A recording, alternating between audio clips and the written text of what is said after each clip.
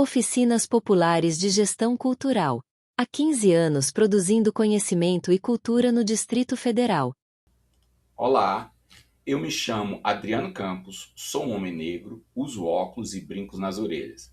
Atrás de mim está um quadro do artista plástico Solimar, uma imagem de um carcará desenhado pela artista plástica Bruna Ionashiro, uma mesa com computadores e um banner colorido das oficinas populares.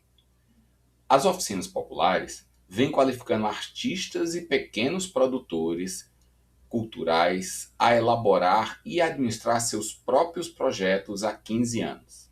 Então, vamos conhecer um pouco dessa história que começa bem antes e é o que nos motiva a estar aqui com vocês.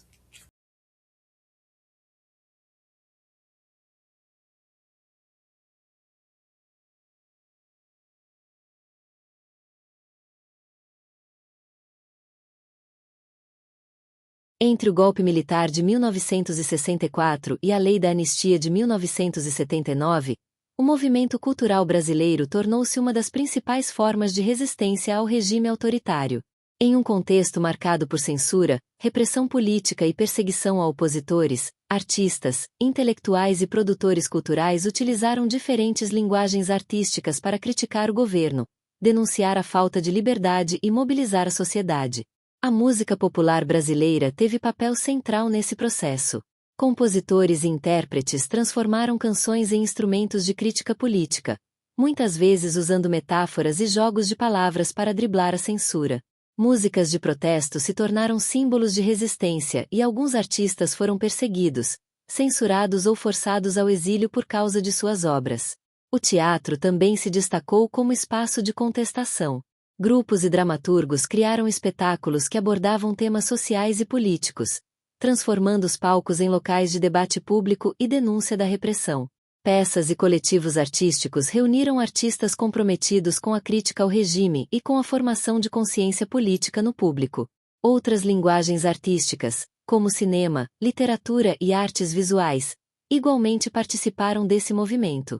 Obras, filmes, exposições e textos expressavam a insatisfação com o autoritarismo e questionavam a violência do Estado, mesmo sob risco de censura ou repressão.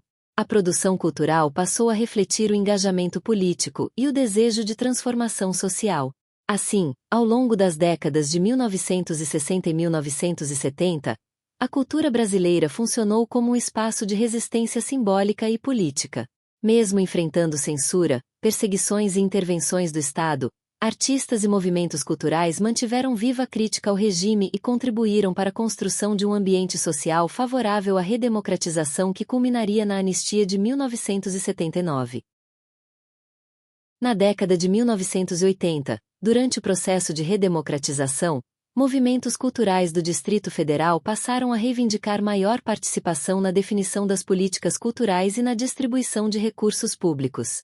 A mobilização foi especialmente forte nas cidades satélites, que denunciavam a concentração das ações culturais no plano piloto e passaram a se organizar por meio de associações, eventos e articulações entre diferentes áreas artísticas.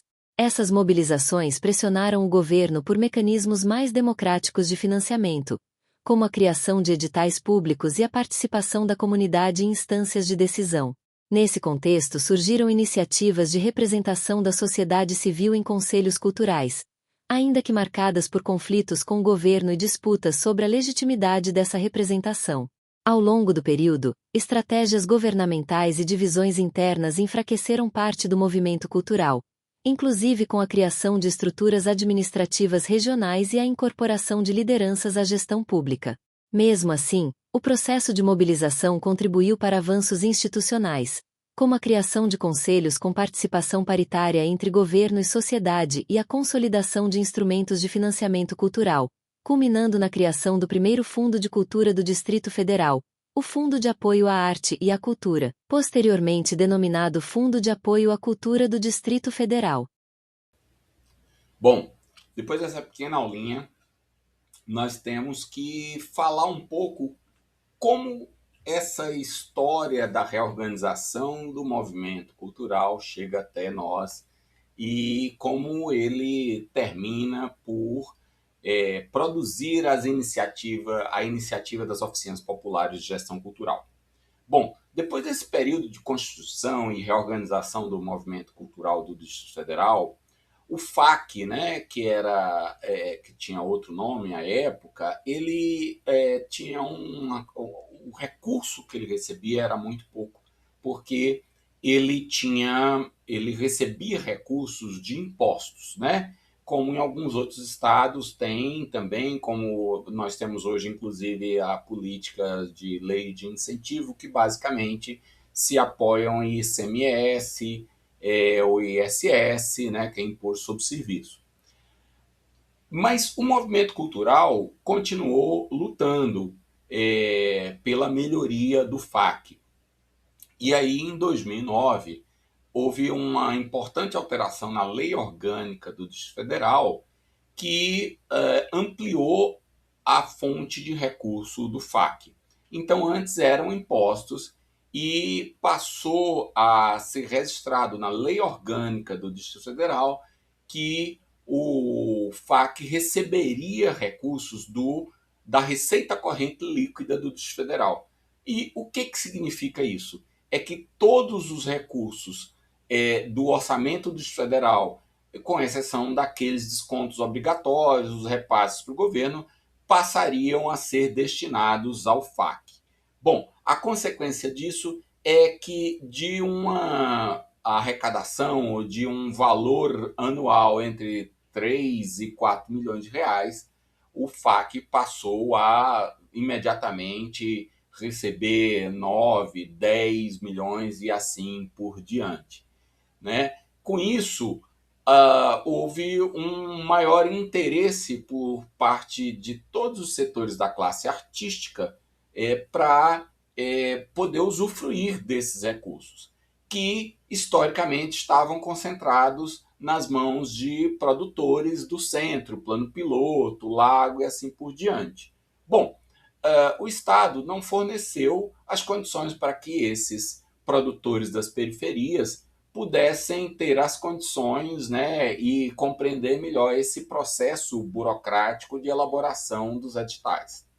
E foi aí que, em 2011, surgiu a ideia da Cláudia Almeida e do Carlos Augusto, conhecido Cacá Poeta, de poder desenvolver, né, escrever um livro que trouxesse orientações para que os agentes culturais, principalmente das periferias, pudessem elaborar o seu projeto. Então, aqui nós precisamos dar o crédito que quem iniciou essa história toda das oficinas populares foi a Cláudia Almeida e o Carlos Augusto. Aquela época, a Cláudia Almeida estava fazendo o seu TCC e o objeto de pesquisa dela foi justamente os motivos pelos quais a classe artística das periferias tinha muita dificuldade de aprovar projetos no FAC. Ela fez uma pesquisa dentro das metodologias da administração, da metodologia científica,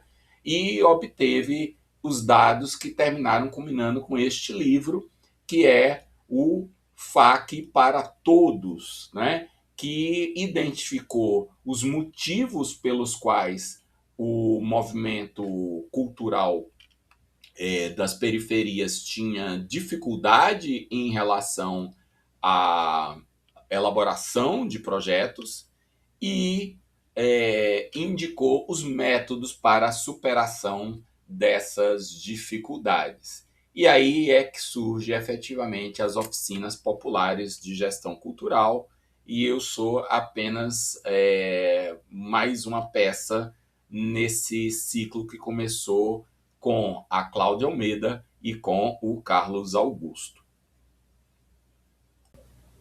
Nessa aula você conheceu melhor as oficinas populares de gestão cultural, como ela se originou a partir das reivindicações mais amplas do movimento cultural brasileiro, que resistiu à ditadura militar, e a partir do processo de democratização, como o movimento cultural do Distrito Federal se organizou e como isso foi importante para a constituição do Fundo de Apoio à Cultura do DF, o FAC.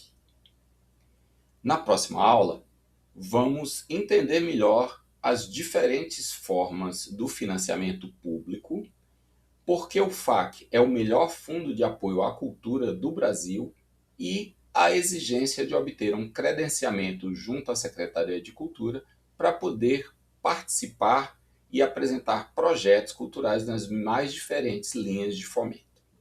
Então, aguardo vocês na próxima aula.